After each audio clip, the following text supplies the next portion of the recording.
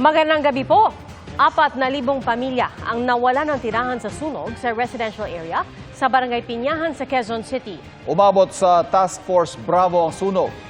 Sa kasagsagan ng sunog, isang nasawi dahil sa atake sa puso.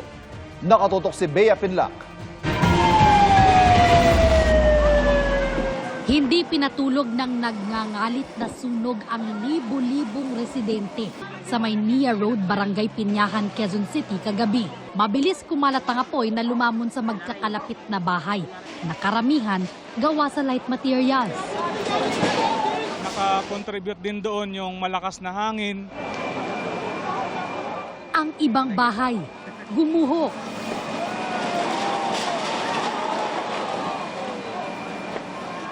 Kaliwat kanan ang pagsabog ng mga tangke ng LPG na naiwan sa loob ng mga bahay.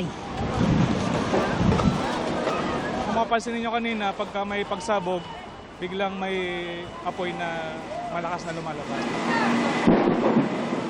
Ayon sa mga opisyal ng barangay na apektado rin ng sunog, posibleng umabot sa 4,000 pamilya ang nawalan ng tirahan.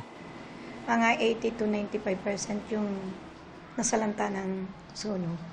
Siguro mga estimated ko dyan nasa 4,000 or higit pa. Yung family sa Palaisipan sa kanila kung paano makababangon. Hirap sa buhay tapos nangyari pang ganito. So dapat aksyon kaagad. Kawawa talaga. Lalo na yung mga mahihirap na wala naman po yung kakayanan. Ay, wala na kaming kabuhayan.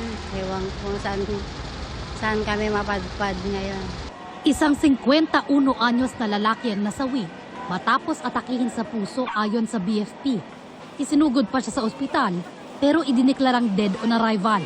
Umabot ng Task Force Bravo ang sunog na nirespondehan ng halos 100 truck ng bombero at fire volunteer.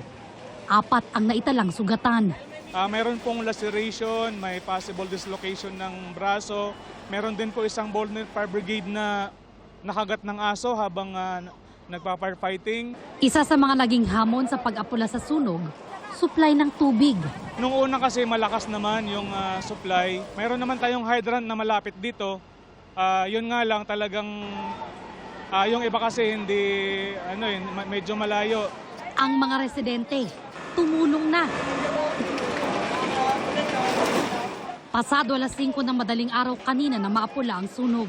Ayon sa BFP, halos 4 na milyong piso ang halaga ng pinsala. Inaalam pa ang sanhi ng sunog.